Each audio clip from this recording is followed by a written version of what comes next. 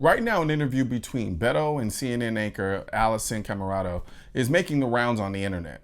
In the video, Alisyn basically destroys Beto's confiscation scheme and flat out embarrasses Beto by proving that gun control doesn't work. Dayton, in Odessa, throughout this country. But so Congressman, I mean, so I this think, is the right thing to do, and I fully expect my fellow Americans to follow the law. You expect mass shooters to follow the law?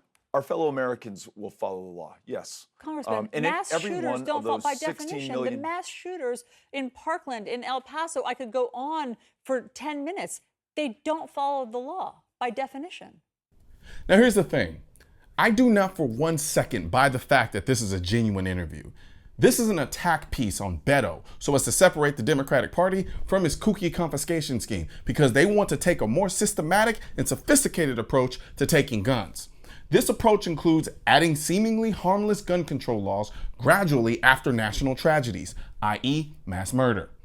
People don't like sudden change. Going from Second Amendment rights to hell yeah, we're going to take your AR-15, it's just too much for most people to take and would literally start a civil war that they know they can't win short of wiping out half of America. So they institute these changes gradually because people are willing to accept gradual change, especially after a tragedy where their emotions are at their highest and their reasoning and analytical skills are at their lowest. Unfortunately for the Democratic Party and the far left, Francis didn't get this memo and has become the uncontrollable political rabid dog of the Democratic Party. Now they're in damage control mode and trying to say, see, we don't agree with him, we're more reasonable, and we'll prove it by asking him the tough questions about gun control that they've never asked any other pro-gun control politician in the history of this conversation.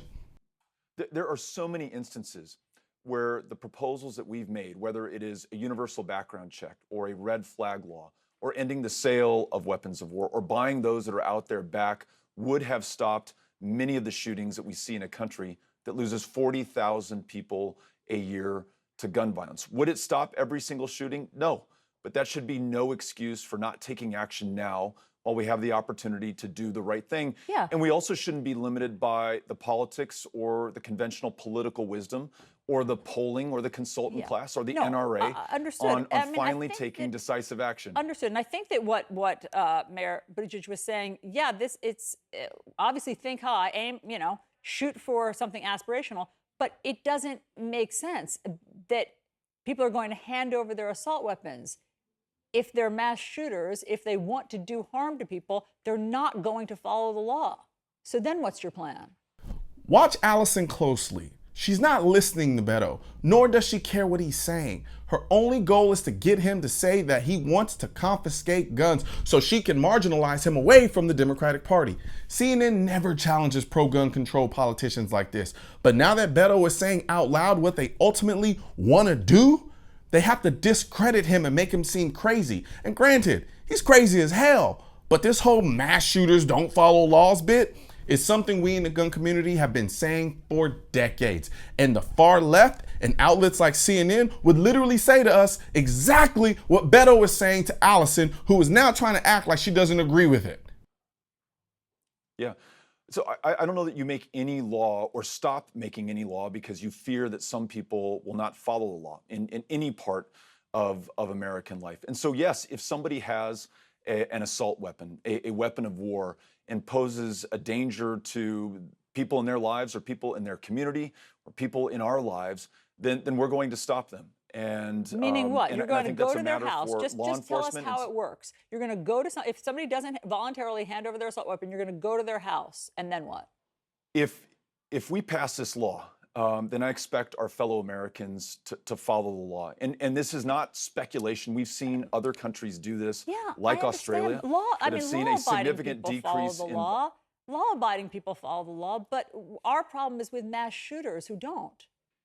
You know, Alisyn, by that logic, we wouldn't commence writing any new legislation or signing anything into law for fear of some people not following the law. So if mass shooters won't turn in their guns, what makes you think they'll register their guns? What makes you think they'll get voluntary background checks for their guns? What makes you think they'll only use a limited capacity magazine to commit mass murder? What makes you think a mass shooter will follow any of these stupid gun control laws? And therein lies the point. This is a Trojan horse. Alisyn and CNN are like the girl who on the first date talks about how much she loves video games, sports, and guns. And then after you marry her, you realize she never liked any of that stuff and only said it to make herself seem more attractive. Now, she's hiding your Xbox remotes, begging for attention when you're watching the game, and nagging about every gun you buy.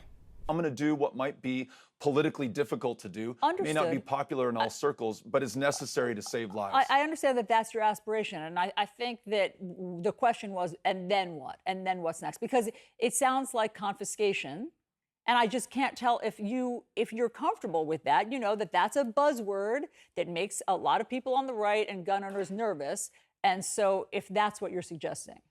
Nope. Not falling for it, Alisyn. You may have that whole cute, innocent girl next door, but I do beautifully naughty things in the dark, sexy librarian thing going on, but I ain't falling for it. You, CNN, the far left, and the vast majority of the Democratic Party would be all for this gun confiscation tomorrow if you could make it happen. But you smart enough to know that the only way that happens is if we allow it by giving up our rights one law at a time. Beto just made the mistake of trying to do too much too soon, and now they have to politically euthanize you because you're exposing them, and I'm not falling for it, and neither should any of you, because it's a trap. Right now, there's a culture war against the Second Amendment, which is why I need your help spreading our message to counter their message. You can do this by leaving a comment, sharing this video, and click the bell and subscribe button. Let my voice be your voice, and let them know you want to keep America tactical. Because the right to keep and bear arms shall not be infringed wasn't a suggestion, it was a directive. Also, if you're wondering where to get your I will not comply, I lost all of my guns in a boating accident, the AR-15 is protected by the Second Amendment, and your state-specific Keep America tactical shirts, click the links in the description section of this video.